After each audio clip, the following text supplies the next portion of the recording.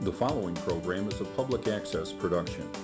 Comcast is required to provide time on this channel and make it available pursuant to franchise agreements with the communities we serve.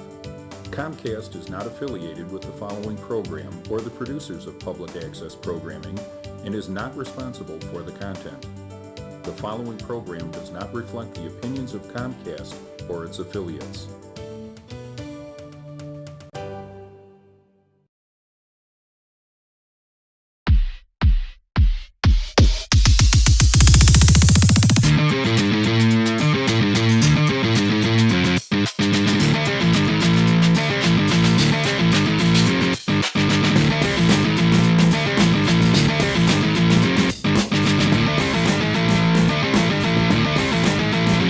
Good evening, and welcome to Sequoia Broadcast Network. My name is Jasmine Delara. And my name is Ian Flatley. With prom over and done with, the seniors are ready to graduate and move on to bigger and better things. Before they left, Junior Josiah Childs asked them how they changed and what they were going to miss most about Antioch. I would say that being at Antioch was awesome because I got to make a lot of friends and be involved with a lot of sports. Definitely memorable. Time consuming. Overall, I would say it was a really good experience, and you were able to meet a lot of new people and just learn a whole bunch of new things. Fun. Educational, I'd say. I learned a lot, not only as scholastically, but as a person, I learned a lot. Interesting. Exciting. As a freshman, I wasn't really that outgoing and I was kind of shy because I didn't know a lot of people, but as the years went on, I was able to make friends and not be as shy. I was very quiet and I kept to myself a lot. Shy because I had just moved here from Wisconsin, so I really had no friends until I started playing football. Little and scared. Coming into a new place was definitely different, and it's way bigger here than my middle school was. I think a little timid because coming into freshman year I didn't know what to expect, and it was just a new experience overall. Terrified, cynical. Oh, I was nervous coming in. I didn't know what to expect. From freshman to senior year, I learned a lot and I made a lot of friendships that have helped me grow as a person. I've become more outgoing and I got involved in more activities. Well, I gained on some weight, and I show more of my personality. I've been able to develop more as a person because of being able to grow and learn and meet new people. Friend groups have gotten smaller and more close with people. Not a lot, to be honest. I'm more terrified of the real world now than I was before. I grew up. I hit reality. One thing that I'll miss most about Antioch is being involved in sports and all the new people that I got to meet. Definitely miss the family-like atmosphere and how small and close we were. The thing I miss about Antioch, probably some of the teachers, to be honest, because a lot of my teachers I've really connected with. I think I've grown a lot as a person. I've learned a lot about myself and a lot of what my strengths and weaknesses are and what I need to work on after high school. I'll miss the environment because it's super friendly and welcoming. I'll miss a lot of my friends and some of my teachers. I'm going to miss some friends, and there's some funny teachers out there. One doesn't apply to Antioch as much to high school, but I'll miss the security of I'm here for now. This is where I'm going to be for the next 4 years. I'm going to miss that security, to be honest. The people I've met. All my friends. Once the tassels are turned and seniors have said their goodbyes, teachers take a step back to reflect on the past years with them as students. Juniors Heba Abdelteef and Josiah Childs sets out to interview the teachers as they reflect on the now graduated class. It's always bittersweet to see the seniors go at graduation because teachers do feel like there's some ownership of those kids, that we have helped them, that we've moved them along, that we've watched them grow and change. And so it is almost a second parent feel. I don't know if they feel that way, but we do. So it's constantly, oh, there they go, and we might not ever see them again. So as the parent, you think, wow, that's a big step to take. But as an educator, you think, yep, this is what should happen. This is exactly where they should be. They're stepping off and going into their new life in a new direction. I guess watching freshmen as they're freshmen and then now as they're graduating seniors, it's kind of like watching your own student, your own child. You see them develop, you see them grow, you see them change. You feel like you have some impact on the decisions they make. When they come back to you and tell you that they've done a good job or they've gotten accepted into a college, you just feel like you've actually done something for them and that they're moving on and become their own person. Watching them graduate is kind of like a great moment for any teacher because they have graduated not only because of their own hard work, and some of them have graduated by the skin of their teeth, but because I was there to make sure that they got through it all. So it's kind of a sad moment, but at the same time, you only want them to flourish. Okay, this is my first year teaching seniors, and overall it surprised me. Normally I've taught younger levels, and it was a great pleasure to teach seniors this year. The type of relationships that I was able to build with some of these kids I think will last beyond the walls of the building. And I was at graduation yesterday, and it was really a privilege and an honor to see everything that these kids have accomplished and what they're going to do in the future. It was really, really great to see them walk across the stage. I'm really proud of our seniors. We've seen them work really hard in the last few months here to push through to the end, and I know that they're going to go on to do a lot of really great things. They'll be missed here, but it's good to know that they're headed to greater places. Very proud whenever the seniors graduate. It gives me a sense of accomplishment to know that I've affected their lives positively, and it's fun watching them grow up from their freshman year to their senior year. And oftentimes I keep in touch with the guys I've really come close with, and they reach out to me after they graduate. Have you ever needed help tying a tie or just want some tips on being a gentleman? Here's Junior Jake Lowe with some helpful tips on how to be a gentleman.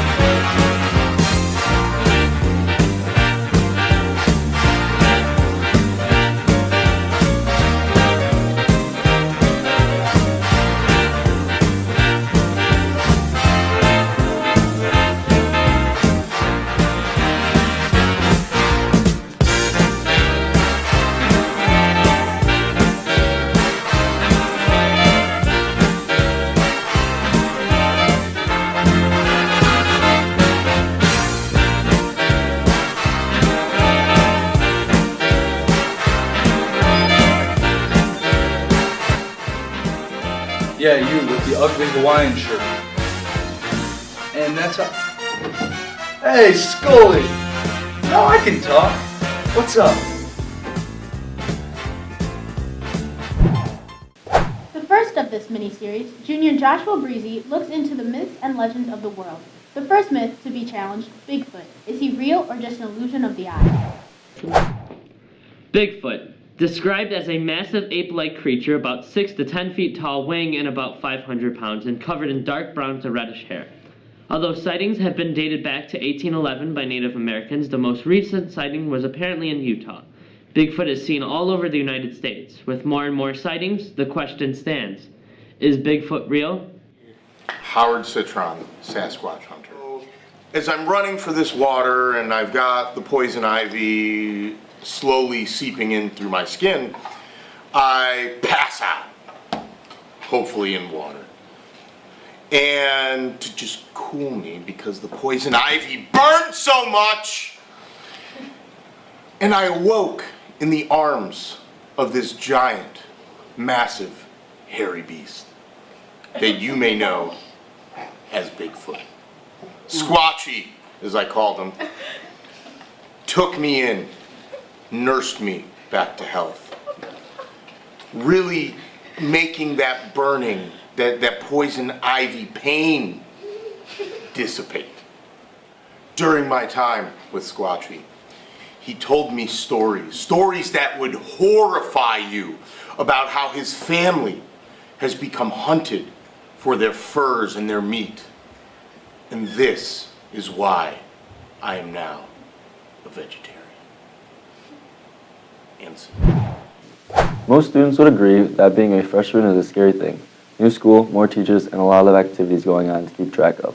But what could be even scarier is the first-year teacher. Junior Josiah Childs and Stephen Franson spoke with some of the new teachers at Antioch to see how their first year was. It's been good. First year teaching is difficult. There's a lot to learn. And you're always super busy, or you always kind of feel like you're doing a little bit of catch up, trying to get used to new systems and so forth.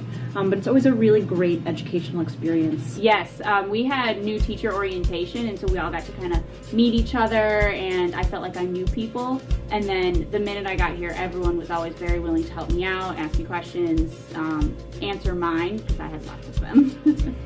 Good. Enjoyed it. Yeah, not as daunting as I think I would have first thought it would have been. I think being here half of last year definitely helped. But I just found overall, I mean, it goes back to kind of last year, having that connection with the kids. It makes every day not fit. Obviously it's a job, but I don't mind waking up at 5 in the morning and getting in the car and driving 45 minutes. Like, I actually like what I do, which is a pretty cool thing. First year at Antioch has been really good.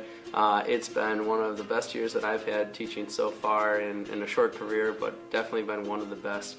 The school environment is always friendly, always welcoming. Everyone has been extremely accommodating for me since day one, so I have zero complaints. It's been really good. The students are great. My coworkers are great. It's been a really good place to start. This is my first year teaching, and I couldn't ask for a better school. This school has a really strong sense of community. Everybody seems to really care about one another and want to get to know each other. So that makes it a real positive experience and a reason to get up and come each morning. It was. I taught at a really small school. We graduated about 30 people only per year, 30 seniors per year. The whole school itself was a 7 through 12. So we had junior high and high school in the same building. There was a total of only about 180 kids total. So it was definitely different. The environment here at Antioch has been wonderful. The students, the staff, I feel like everyone is united and comes together to be a part of the Sequoia family. Yes, they made it. It was almost like the transition in general was pretty nice. Yeah, like, and again, like, I'll go back. Everybody was super welcoming last year. There's no question. I seemed to impress the right people last year. And really, in the end, I would tell you, the right people is probably the kids. Yeah, because then what happens is then I found, parents start calling, and, that was all through it. By the end of last year, this is where I wanted to teach. Antioch is we have awesome resources. We have great facilities. It just everything that students and teachers would want to have. Another first of the year is the newly installed Cum Laude program. Juniors Andy Pimpo and Joshua Breezy sat down with Assistant Principal Arian Heron to give some insight to the new program and its first year here. The posters have been almost ubiquitous, cheering us on to achieve something higher. But what now? Cum laude, though it has been in sight, has not been a heavy discussion topic of the season. Finally, though, this year will see the first graduates with such a distinction, and it is high time to take a look at what has been done with it all. For the class of 2015, there are 41 students that will be recognized as cum laude graduates. It's very exciting. Yeah. Well, as we move forward, we'll continue evaluating the program as far as, this is our first year, of course, and rolling it out. And I know, like Mr. Hubbard, when he was at his previous school, they did tweak after a couple of years as far as, do we need to take a look at the criteria and change them? Might it be something that we need to look at the capstone courses, whether it's we up the number of the capstone courses or we change the classes that are on there, or just how we might modify depending on how it goes over the next couple of years. So there's definitely chance of it having some changes over the next few years. I think it will be very exciting to see how it progresses as we move forward. I think, this is a program that challenges students to take more rigorous classes, just to take more classes, to get more involved. And I think it's really raising the bar for students, and I think students overall are really excited about it as far as, when students are coming in and talking to counselors. Where there were students that maybe did not meet one of the requirements, there's 6 criteria, and they were given the opportunity to appeal for those students that wanted to appeal as far as if they didn't hit the 6 requirements of scholarship, character, volunteer, the responsibility, the capstones, which is that excellence, and then the pride for extracurriculars.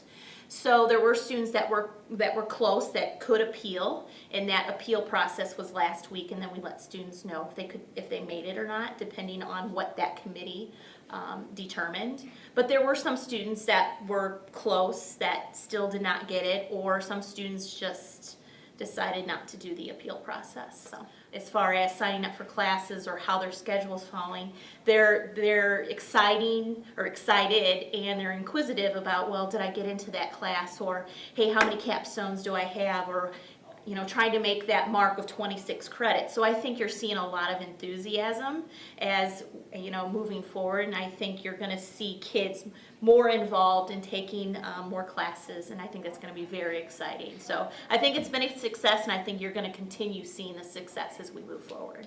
But we did start the discussions last year in our Student Achievement Committee meeting, where it was introduced again by Mr. Hubbard because he had been part of a program at his previous school, and we just looked at, well, what makes sense for District 117 and for Sequoias as far as setting the criteria and what that means for each of those categories. So we started the conversation last year and decided that we wanted to move forward with it, kind of finalize things this summer, and then rolled it out this fall.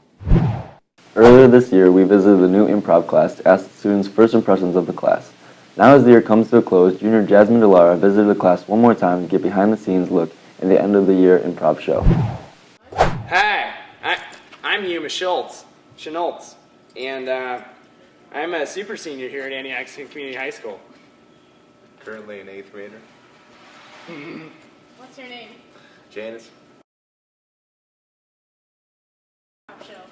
You first, Janice. Cooked a whole lot of bratwurst.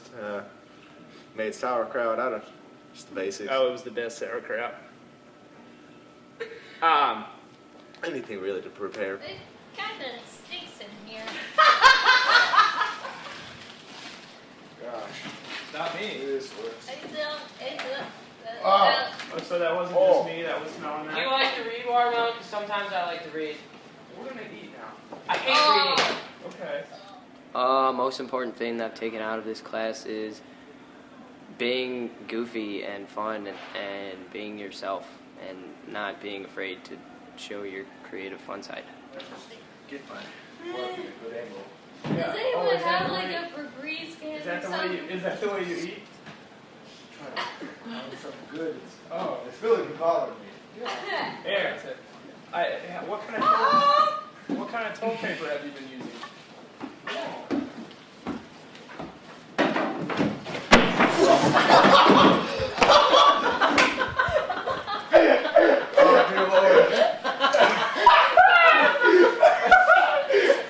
Oh man!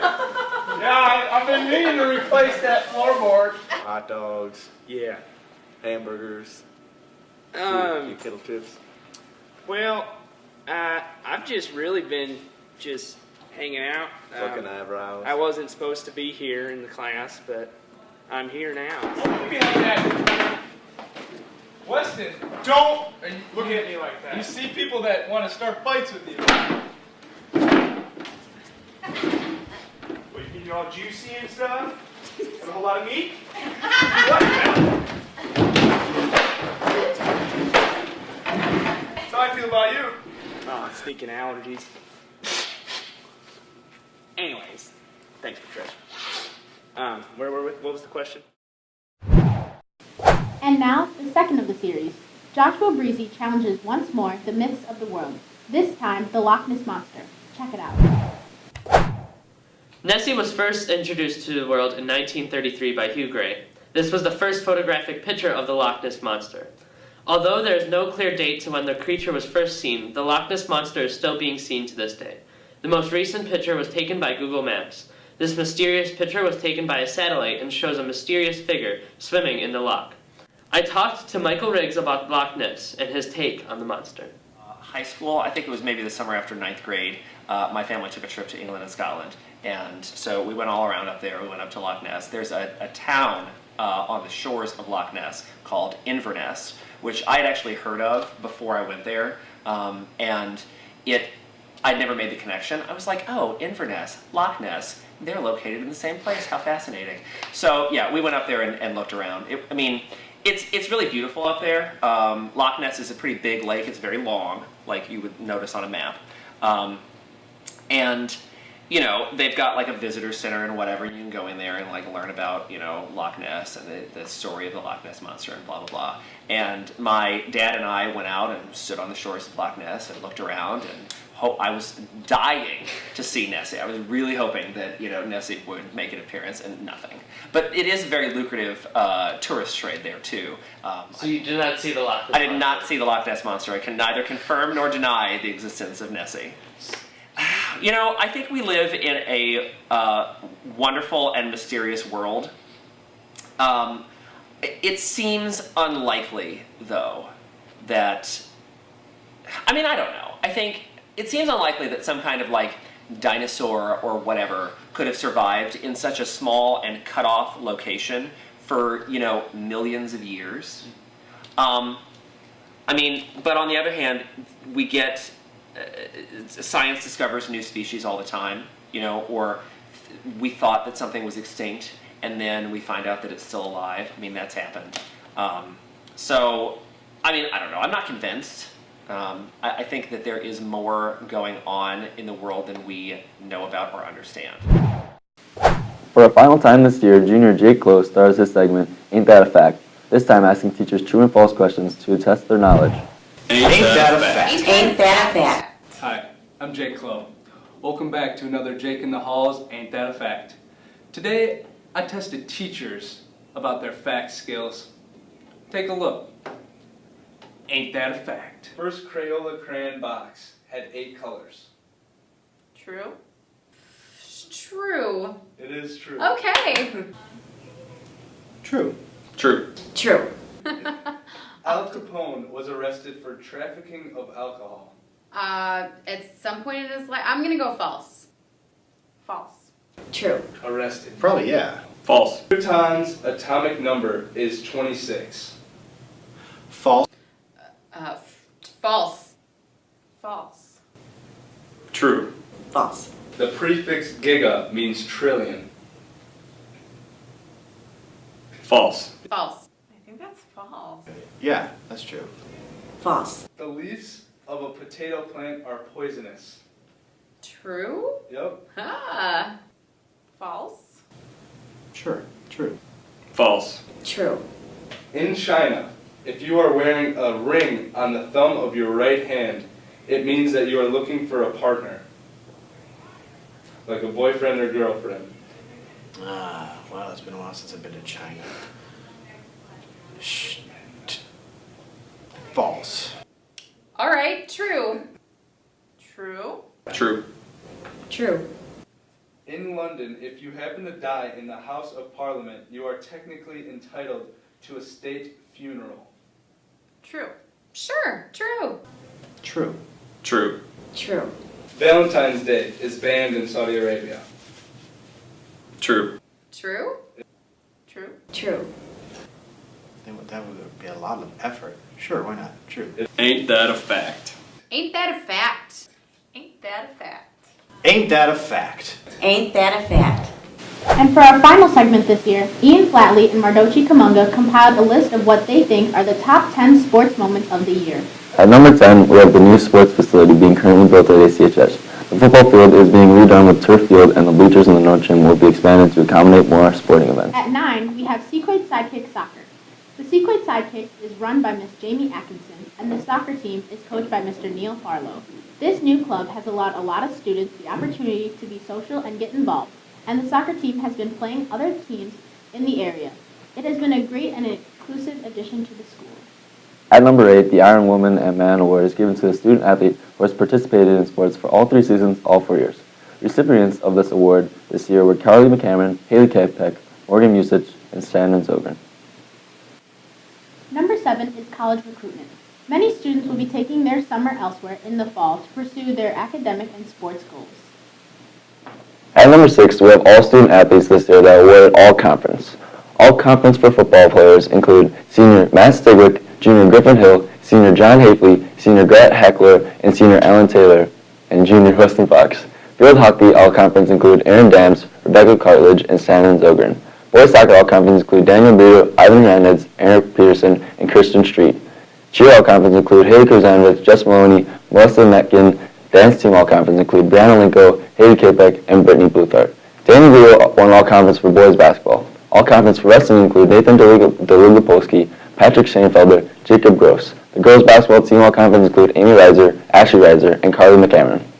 At number 5 is the new pep rallies, which were planned by the Cardinal Crazies and their advisors, Mr. Johnson and Miss Taylor. The pep rallies were an exciting way for the school to come together to celebrate all our sports seasons. We have never had pep rallies for all 3 seasons, so this was a big change. The cheer team's accomplishments are in the number 4 position on the list. The cheer team placed 14th at state this year after winning conference and sectionals. Senior Jess Maloney won all-conference sportsmanship award. At number 3, we have the wrestling team. They were predicted to place second to last at regionals, but the boys pulled out the big upset with 6 sectional qualifiers and 3 alternates. Patrick Shanefelder and Nathan Deligopolsky both placed at state, with Nathan placing 6th and Patrick placing 4th. The boys soccer team comes in at number 2 with a record-breaking season. Senior Ivan Hernandez broke the school record with the most goals scored with 100. The team went on to win regionals, but they unfortunately lost the first round of sectionals. Most memorably, however, may be the game dedicated to the memory of Andrew Wade, a former Sequoia who died in the military. The number 1 spot goes to girls basketball. The girls basketball team made it to super sectionals, and they were just 1 game away from state.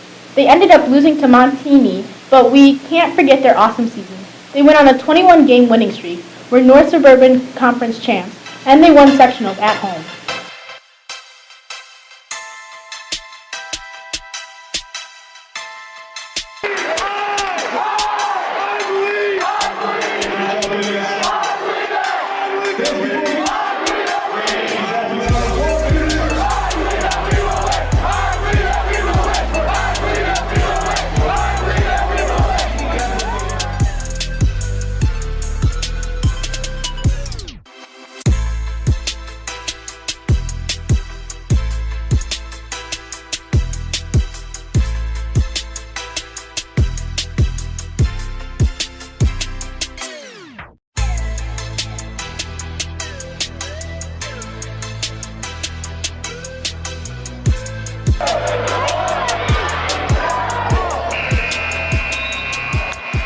Overall, it was a good year for Annex Sports as a whole, with many team awards as well as individual accomplishments.